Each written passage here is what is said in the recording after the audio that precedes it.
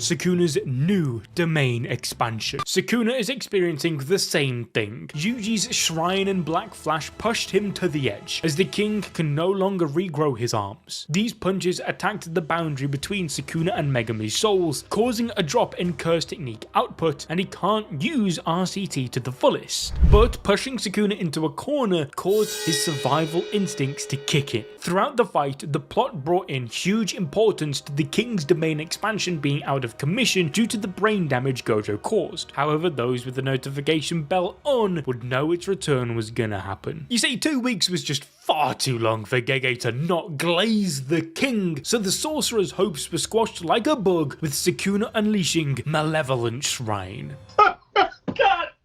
However, this is not a permanent return for the domain. It's more accurate to call this the last roar, because Sukuna is using adjusted hand signs, an undamaged part of the brain, and multiple binding vows to create a barrierless domain. This is a testament to Sukuna's skill, as it's a callback to chapter 223. The mastery of Jujutsu includes subtraction. Your skill is based on the ability to emit hand signs or incantations in order to activate a technique. So since Sukuna has only 2 right arms, being the binding vow merchant he is, he uses Gojo's Indra hand sign to solve the problem. And boy oh boy, it is literally hell. If we all just take a little trip down memory lane, in the Shibuya incident alone, Sukuna killed some 3,000 people within the short time frame of a few minutes that he took over Itadori. The entire area was flattened, which means similarly no buildings, no humans, just nothing survives the king.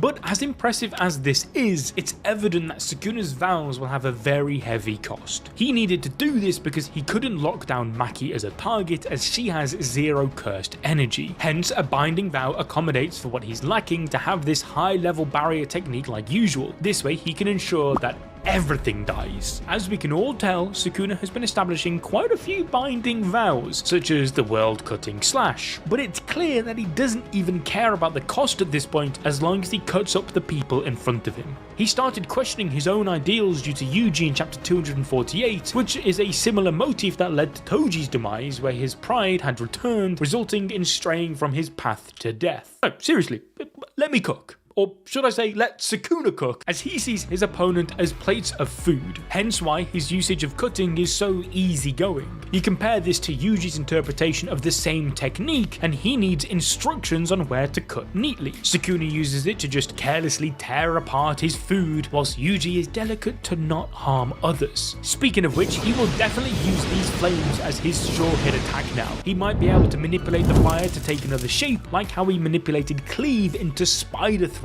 or so that he can land as much severe damage as possible all at once. Rather than using an arrow, he might just burn the whole area up so that even if his opponents are not dead, they'll be out of commission for good, and then he can just mess around with them like the insects they are. But if you want to enjoy even more peak fiction, watch this video about how Kafka became the strongest kaiju ever